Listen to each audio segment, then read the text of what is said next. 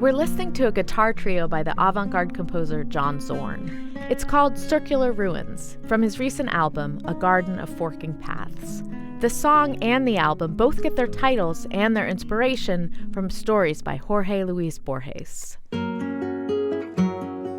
This is just one example of the way Borges' mythical worlds have continued to resonate with musicians, writers, filmmakers, and others. But in our 21st century world, ruled by technology, some of Borges' allegories about infinite knowledge have come to seem more like reality than fiction. In 2008, a New York Times review noted that Borges, quote, uniquely, bizarrely prefigured the World Wide Web.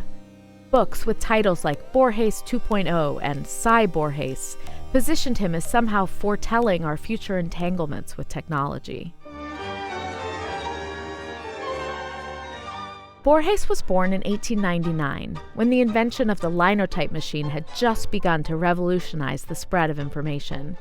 He lived until 1986, during the rise of the home computer, but at least a decade before the internet age. Yet, his imagination conjured worlds that can feel remarkably familiar to the modern reader. Somehow, Borges was talking about certain motifs that belonged to myth, or that belonged to philosophy at the time, and those things have become very real today. That's Andres Porras Chavez.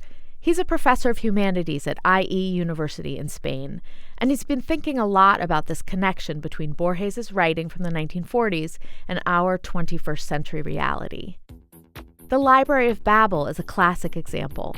It imagines an infinite library of books with no meaning. Instead, they contain every possible combination of letter and punctuation in the Latin alphabet. What Borges conceived in the early 1940s as a philosophical short story about humanity's impossible pursuit of knowledge now becomes a metaphor for the internet.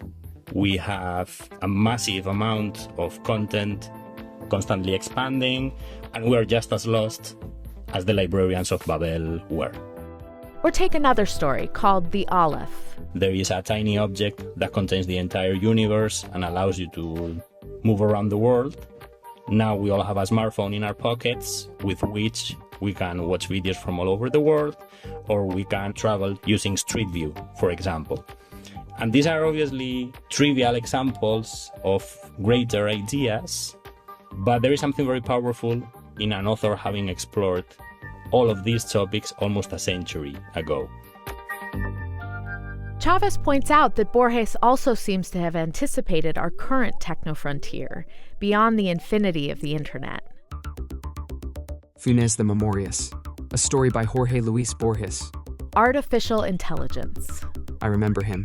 I have no right to utter this sacred verb. The story Funes the Memorious from 1944 imagines someone with a supernatural ability to remember everything. He has to invent his own language because his is not precise enough. I remember, I think, his angular, leather-braiding hands. I found it very surprising that the way that Funes' language worked is exactly the same way that algorithm-based AI works. Funes assigns every number its own word. AI that generates text follows the same idea, but going the other direction. We are seeing words popping up on the screen, but what is actually happening behind the curtains is a very complicated sequence of numbers.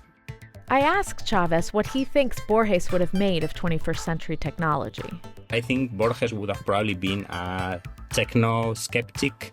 The stories that I have connected with AI and digital technologies, one thing they have in common is that their endings are typically tragic. The librarians of Babel waste their lives looking for a book they'll never find. Funes the Memorious is completely alone because no one can understand his language. The Aleph, the tiny sphere that contains the entire universe, is destroyed. I think these stories point to a certain idea that human limitations, that human flaws are somehow virtues. That it's a good thing that human beings are not capable of remembering everything, that in a certain way it's a good thing that we do not always have access to all of the information that we need, or to all of the texts that could possibly be written in history.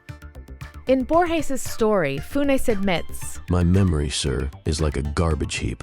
A circle drawn on a blackboard, a right triangle, a lozenge. it's almost as if Borges was anticipating some of our own ambivalence about today's technology. For Philosophy Talk, I'm Cheryl Kaskowitz.